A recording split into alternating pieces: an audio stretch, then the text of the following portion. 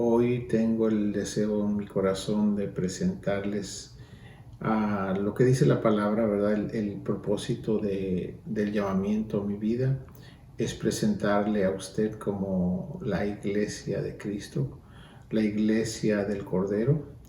El propósito es que esté sin mancha y sin contaminación. Esa es la razón por la cual Dios pone los ministerios para presentar la vida del creyente sin pecado y sin maldad. Ese es el propósito del Evangelio. Ahora, para llegar a ese punto, quisiera que en esta tarde exponer unos pasos, unos puntos a seguir para ver cómo Dios va haciendo esa operación en nuestras vidas. Primero que nada, en 2 Corintios capítulo 11 y el verso 2 dice: porque os celo con celo de Dios, pues os he desposado con un solo esposo, para presentaros como una virgen pura a Cristo. Ese es el propósito del ministerio, que su vida, su persona y cada individuo en la congregación sean presentados ante el Señor sin mancha, quiere decir sin pecado, y sin contaminación, quiere decir sin maldad. Es un trabajo espiritual que se logra cuando entendemos la palabra de Dios y entonces podemos ajustarnos a lo que el Señor demanda en su palabra. Quisiera tomar algunos puntos para ir considerando que hay un pasaje en 1 Timoteo 5, el verso 24, lo voy a leer para poder hablar de ello. Dice: los pecados de algunos hombres se hacen patentes antes que ellos vengan a juicio, mas a otros se les descubren después. Asimismo se hacen manifiestas las buenas obras, y las que son de otra manera no pueden permanecer ocultas. Nosotros ahora, por lo que estamos viviendo, hermanos, la situación del virus que está afectando no solo a esta nación, pero a todo el mundo, es un juicio de Dios. Y recordemos que los juicios de Dios siempre son buenos, aunque nos parecen a nuestro parecer malos, pero verdaderamente son necesarios para que nosotros como personas recapacitemos nuestra forma de vida y nos volvamos a Dios. Así que estos juicios hacen que la persona pueda regresar a Dios o pedir la ayuda de Dios, arreglarse realmente con el Señor. Si consideramos en este pasaje, es impresionante cuando algunas gentes no quieren juicios en sus vidas. Ahora le hago una pregunta: ¿qué es mejor? ¿Que Dios nos juzgue ahora mientras estamos en el cuerpo o que nos juzgue después de que dejamos el cuerpo? ¿Qué es mejor? Para la iglesia es mejor que nos juzgue mientras estamos en el cuerpo, porque cuando a alguien lo juzgan ya cuando salió del cuerpo, ya no va a poder resolver nada, solo va a recibir la sentencia o la condenación que merecen sus actos. Pero mientras estamos en el cuerpo, los juicios de Dios nos llevan hacia el arrepentimiento, y por eso es muy importante amar los juicios. Los juicios de Dios son buenos. Eso lo que dice el Salmo 119, 56, dice que 156 dice que los juicios de Dios son buenos y que nos vivifican. Por eso es que es bueno amarlos, porque nos hacen recapacitar. Yo siempre he preferido que Dios me juzgue ahora que estoy en el cuerpo, porque me puedo arrepentir, puedo arreglar todavía y mejorar mi relación con el Señor. Y si hubiere cosas escondidas, como dice aquí, si hubiere obras buenas, qué bueno, pero si hubiere obras malas, ¿qué es mejor? Que salgan ahora a la luz, mejor a que se las descubran después. Porque ahorita podemos arrepentirnos y pedir perdón y Dios nos perdona. Y no tendríamos que recibir juicios. Cuando la persona esconde su pecado, entonces atrae los juicios de Dios a su vida. Quiero que entienda, mi hermano y hermana, estas cosas, por favor. Cuando alguien esconde el pecado y el Espíritu Santo le ha revelado que hay pecado en su ser y lo continúa manteniendo ahí y no lo quiere soltar, recuerde que eso atrae los juicios de Dios. Dios se aira. Dios nos ama a nosotros, pero odia el pecado. Recuerde eso, Dios odia el pecado. Nos compró, nos salvó para que seamos limpios, no nos salvó para seguir sucios. Por eso es importante que entienda esto. Ahora, yo veo que Dios está pasando revista a su pueblo. En 1 Pedro capítulo 4 y el verso 12 dice: amados, no os sorprendáis del fuego de prueba que os ha sobrevenido, como si alguna cosa extraña os aconteciese. Cuando vienen los juicios nos parece como, ¿qué me está pasando? Y todas esas cosas nos asustamos, nos espantamos. Hermanos amados, recuerde que los juicios son para que nos hagamos conscientes de la forma de vida que estamos teniendo. Si no está correcta, arrepintámonos y arreglémoslo y hagamos lo que dice Dios que debemos hacer o cómo debemos vivir. Luego dice, aquí mismo en 1 Pedro 4, dice que ninguno de vosotros padezca como homicida o ladrón o malhechor o por entremeterse en lo ajeno. Estos puntos son importantes. Yo espero que nadie sea homicida, alguien que mata a otro, pero espiritualmente, cuando uno no perdona, uno mata espiritualmente. Que no sea nadie ladrón, que no sea malhechor y que tampoco sea una persona que se entremete en lo ajeno. Debemos respetar a las gentes.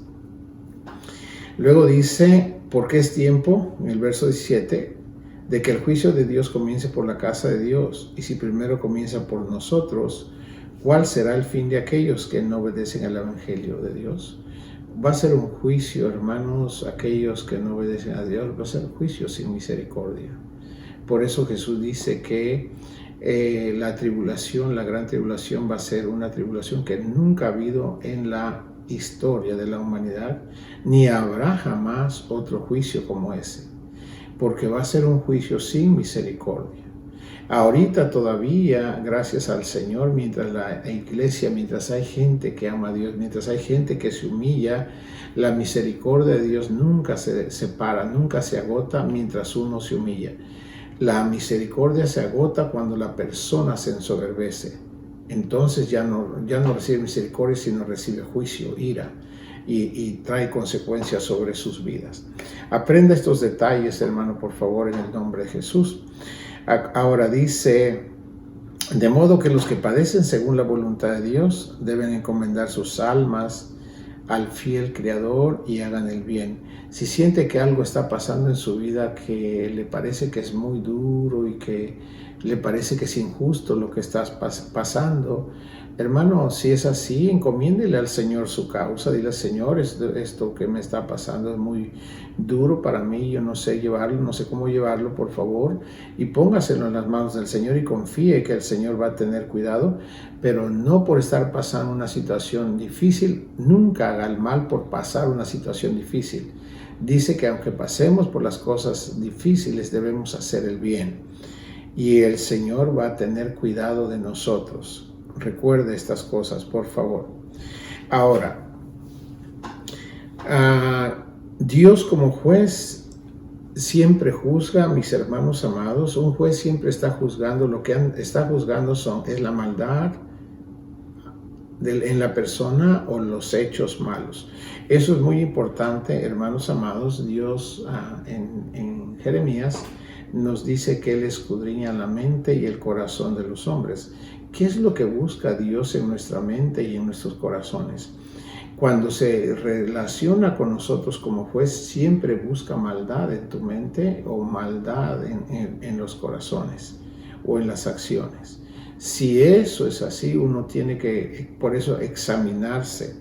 Quiero leérselo en Jeremías. Voy a leer desde el verso 9.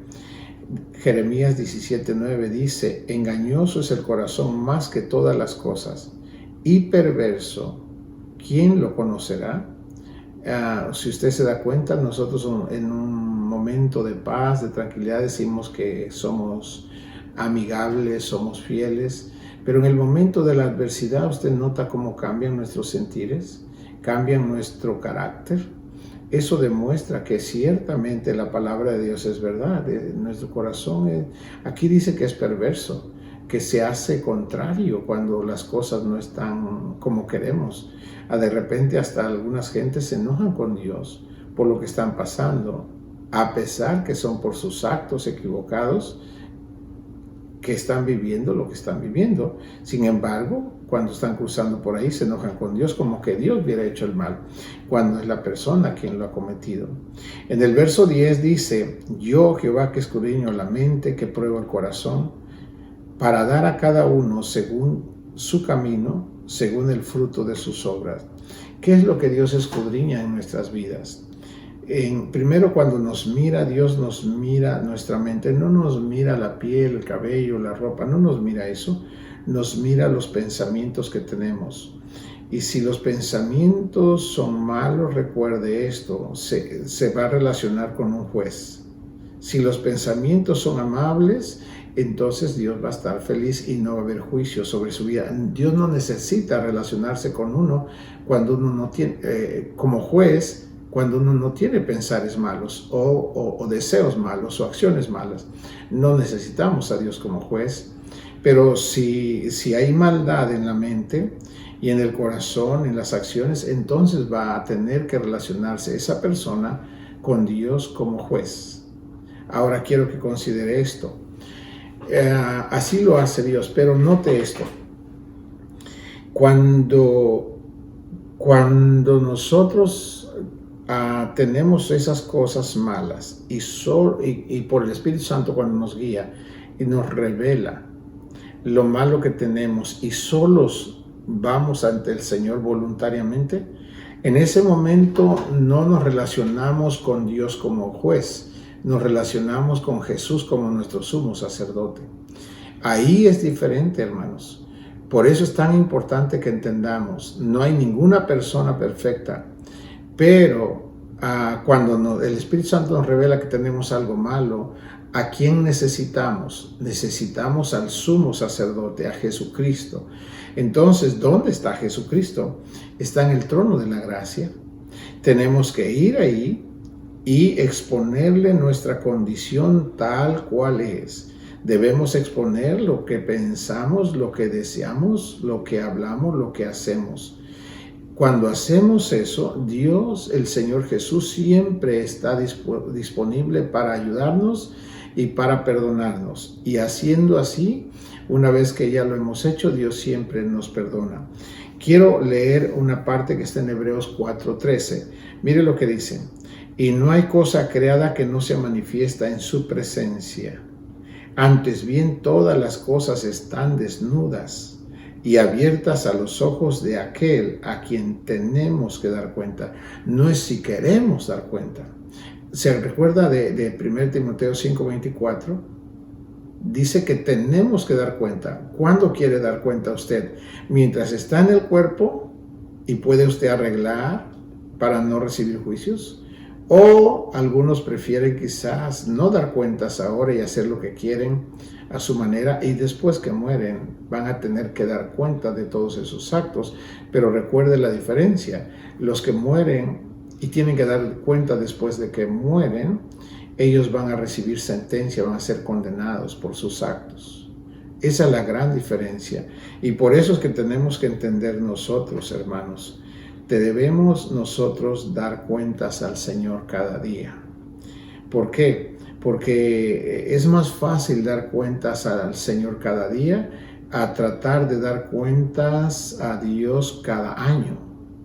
¿Por qué? Porque la persona, cuando está a cuentas, le rindió cuentas ayer al Señor, pues hoy se acuerda fácilmente de lo que hizo, de lo que habló, puede darle cuentas fácilmente al Señor de lo que ha hecho. Sin embargo, una persona que da cuentas a Dios cada año, pues obviamente va a escaparse de mucha información que nunca va a confesar, porque su mente no va a poder traer a la luz todo eso. Y la vida que va a llevar va a ser una vida sucia, la verdad va a ser una vida sucia, no va a ser, no va a ser un creyente,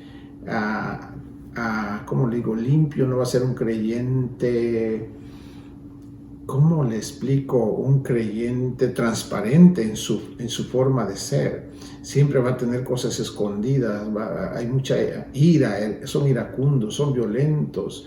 Es porque no dan cuentas a Dios. Por eso es que, y el diablo los usa mucho, porque los hace que se amarguen de tanta cosa que traen ahí. Y lo que se tiene que hacer es dar cuentas a Dios para estar sin esas cargas en la vida de la persona. Ahora quiero que note esto. La iglesia, la esposa del Cordero, debe estar ya ahora viviendo sin mancha y sin, ¿qué significa sin pecado? Y debe estar viviendo sin contaminación, significa sin maldad. Pero ¿cómo hago para poder vivir sin pecado y cómo puedo hacer para vivir sin maldad? Bueno, Dios nos dio la boca y nos dio el Espíritu Santo. Entonces, cuando nos hace conscientes, ¿qué es lo que tengo que hacer? Donde quiera que yo esté, cuando el Espíritu Santo me revela o me recuerda algo, no importa el lugar, no importa cómo, yo puedo ahí mismo hablar con Jesús. En cualquier lugar, recuerde que Dios es Espíritu, Él está donde usted está. Y usted y yo confesamos al Señor, el acto malo es el pecado, o si la maldad que tenemos tal vez deseando cosas malas, la confesamos, el Señor siempre nos perdona.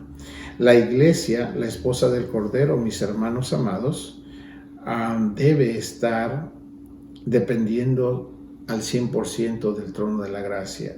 Una persona que no depende del trono de la gracia siempre está sucia. Si una persona deja de acudir por el auxilio del Señor, deja de ir voluntariamente a la oración, deja de exponerle a Dios lo impuro que contiene, lo sucio que piensa, no se expone ante Dios cada momento, cada día, cada segundo, la persona va a estar sucia en sus pensamientos, va a estar sucio en sus deseos. Y es una persona que su vida espiritual va a estar entristecida, no va a ser una persona feliz. Aunque tenga mucha actividad espiritual, servicio, puede tener mucho servicio, pero si no está a cuentas va a ser una persona como amargada, como triste, como enojada, sencillamente no es feliz porque tiene cosas en su vida. ¿Qué debe hacer? Confesar, puesto que el Señor está ahí, el trono de la gracia está abierto las 24 horas del día, los 365 días del año. A cualquier hora Dios está abierto, por eso que Dios es Espíritu. Uno puede hablar con Él a la hora que sea, donde sea. Así que no hay razón para que andemos sucios en nuestros pensamientos, o sucios en nuestros deseos, o sucios en nuestro vocabulario, o sucios en nuestras acciones. No debemos estar sucios, porque Dios dijo, yo soy santo y ustedes deben ser santos. ¿Cómo usted y yo somos santificados? Pues cuando confesamos lo malo que tenemos dentro, entonces somos santificados porque la sangre de Cristo es rociada sobre nosotros y nos deja más blancos que la nieve. Es maravilloso, hermano, la vida que Dios nos ha dado y yo estoy feliz que Dios nos deje entender estas cosas porque este es el camino para ser la esposa del Cordero.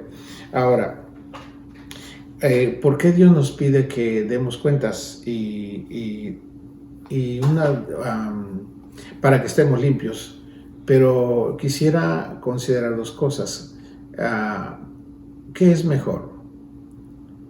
¿Relacionarnos con el sumo sacerdote ahora, mientras estamos en el cuerpo? ¿O relacionarnos con el juez después de que salimos del cuerpo? Lo mejor es relacionarnos con el sumo sacerdote cada segundo de nuestra vida, porque eso nos hace limpios delante de Dios y de los hombres. Es maravilloso esto. Y voy a leerle en Hebreos 4:14. Dice, Jesús el gran sumo sacerdote, por tanto, teniendo un gran sumo sacerdote que traspasó los cielos, Jesús el Hijo de Dios, retengamos nuestra fe en Jesús, porque no tenemos un sumo sacerdote que no pueda compadecerse de nuestras debilidades, sino uno que fue tentado en todo, según nuestra semejanza, pero sin pecado. Aquí está diciendo Jesús que Él entiende exactamente lo que pasa a cada uno de nosotros, que no es extraño, que Él no se impresiona porque estamos pasando alguna cosa tan fea o pensando algo tan horrible. Él no se espanta porque eso mismo también le tocó su mente de Él, pero Él no pecó. Entonces, ¿qué debemos hacer? cuando no importa cuán sucio sea eso, no se lo tenemos que decir a la gente, se lo debemos decir a Jesucristo, al sumo sacerdote, el que nos va a limpiar. Entonces con él vamos y decimos, Señor, estoy pensando mal de aquí o pensando mal de esta persona. Lo que es la verdad, tenemos que expresar toda la verdad que lo que tengamos. Y cuando hacemos eso, dice que el Señor se compadece de nosotros. En el verso 16 dice, acerquémonos pues confiadamente al trono de la gracia para alcanzar misericordia y hallar gracia para el oportuno socorro. Mire, hermano y hermana, la misericordia se alcanza solo cuando nos humillamos. Si un creyente no se humilla, quiere decir, no va al trono de la gracia y no pide que lo perdonen, no confiesa su pecado, la misericordia está sobre su vida porque vive de un día a otro y Dios le permite eso.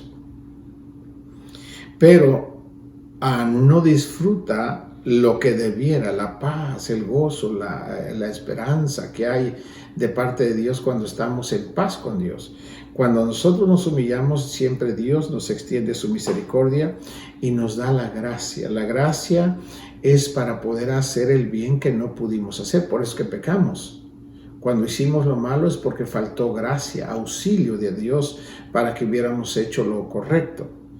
Entonces, ¿qué debo pedir cuando voy al trono de la gracia? Señor, cierto, hice esto mal porque, ¿verdad? Porque me enojé o porque no pude, etc.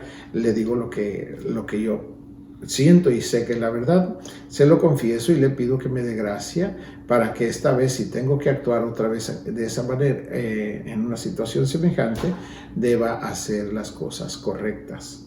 ¿Ok? Y siempre recibiremos, también dice que el oportuno socorro. Dios siempre nos está ahí para ayudarnos. Ahora, ¿qué podemos hacer al final de todo esto? Yo creo que es algo sabio lo que David hacía en el Salmo 26:2. Dice que venía ante el trono de Dios y decía esto, escudriñame, oh Jehová, y pruébame. Ve, él se exponía, iba solo al trono. No iba llevado como preso, forzado a la presencia de Dios. Iba solo, iba voluntario. Ese es el juicio correcto, donde nosotros tenemos que aprender y ser responsables para con nosotros mismos y con los que nos rodean y con Dios. Señor, pequé y voy solo a la presencia de Dios, voy solo a exponer mi condición y entonces Dios está abierto porque su deseo es el perdonarnos. David decía, escudriñame, oh Jehová, y pruébame. Examina mis íntimos pensamientos, lo más escondido, lo que solo Dios y nosotros sabemos, es lo que tenemos que exponerle. Señor, mire cada pensar que viene a mi mente. Por favor, quite si es malo, y uno sabe si es malo, uno tiene que reprenderlo y confesarlo y reprenderlo para que tengamos una mente limpia y también así un corazón limpio. Cuando la mente está limpia, el corazón también lo está. Ahora, por último, quiero decirle que debemos recordar que es mejor ir a juicio voluntariamente ante Dios y confesar en oración a nuestro sumo sacerdote todo pecado y maldad que contenemos, y Dios siempre está dispuesto a perdonarnos, siempre, no algunas veces, siempre. Cada vez que uno va al trono, siempre vas a encontrar misericordia, gracia y oportuno socorro. Y por último, quiero decirte esto, como Dios es así, su carácter es así, su deseo es perdonarnos, dice en Joel capítulo 2, el verso 12, por eso pues ahora dice Jehová, convertíos a mí con todo vuestro corazón y con ayuno y lloro y lamento. Hermanos amados, muchas veces hemos llorado, nos hemos entristecido por cosas, porque no nos va como queremos en la economía, porque no tenemos el carro que queremos o la ropa. Hermanos amados, sinceramente creo que es tiempo de que maduremos aún más. Son cosas necesarias, pero eso no cambia nuestra eternidad.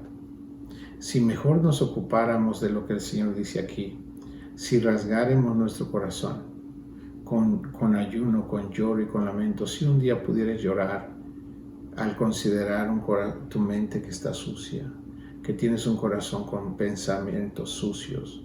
Sería hermoso que lloraras ante Dios por eso, pidiéndole un corazón verdaderamente limpio. Sería bello que lloraras por tener un corazón así. Dice el Señor en el verso 13, rasgad vuestro corazón y no vuestros vestidos, y convertíos a Jehová vuestro Dios, porque misericordioso es y clemente, tardo para la ira y grande en misericordia, y que se duele del castigo. ¿Ves? Dios es bueno. Dios lo único que quiere es hacernos bien. Para hacernos bien quiere que no haya pecado en nosotros. Él quiere compartir con nosotros de su bondad, pero cuando hay maldad tiene que ejecutar juicios, porque el mismo juicio nos ayuda para librarnos de la maldad. Pero el corazón de Dios en primer lugar es hacernos bien. Por eso dice, yo te puedo hacer bien si tú te apartas de la maldad y mantienes tu vida limpia, yo te hago bien. Mas si la persona no se purifica, Dios tiene que ejecutar juicios. Pero aún los juicios, recuerda que los juicios son porque Dios quiere y nos ama. Aunque nos duelen, a veces son necesarios para que podamos recapacitar y venir a la presencia de Dios humillándonos, y siempre Dios está ahí para perdonarnos. Así que, hermanos amados, que el Señor me los bendiga mucho. Oro que ustedes puedan amar la palabra y amar a Jesús. Prepararse para cuando Cristo venga. Yo no sé cuándo venga. La palabra dice que nadie sabe el día ni la hora. Eso es cierto, y por ende nosotros siempre tenemos que estar apuntando hacia la venida de Jesús. Así que, hermano amado, si no te vemos aquí, nos vemos allá en el nombre de Jesús. Dios te bendiga, te amamos, hermano y hermana, a todos, a los jóvenes, adultos, niños, bebés, todos en el nombre de Jesús sean benditos. Quiero orar. Padre precioso, yo bendigo a cada uno de mis hermanos, ahí donde están, en sus espíritus, sus almas, sus corazones, sus cuerpos, y oro para que usted perfeccione su obra bendita, Jesús, en cada vida, ahí donde están cada uno, Padre. En el nombre de Jesús, renueve todo el ser de cada uno, Padre, que cada uno entienda esta palabra, bendito Dios. Se vivifique el ser de cada uno en el nombre de Jesús, y oro para que estemos listos para ver su gloria, mi Jesús. Padre, gracias. Espíritu Santo, muchas gracias en el nombre de Jesús. Amén.